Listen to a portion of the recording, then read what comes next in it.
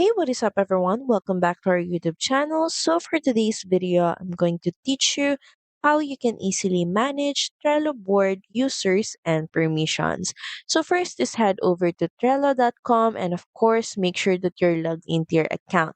Next, select a board and make sure that you're the admin of the board. Next, click on this three dot icon, then click on Settings. And from here, you should have an access on permissions.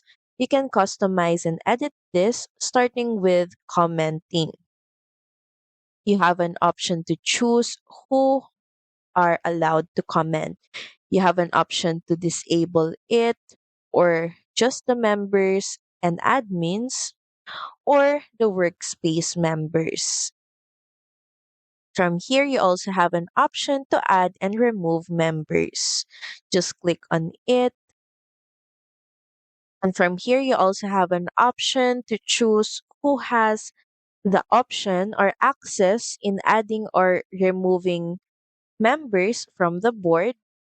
So you can change it to admins only and also workspace editing. You have an option for any workspace member to edit and join this board. Or you can also uncheck this so you can choose and filter who you want to add and who has access in editing this board.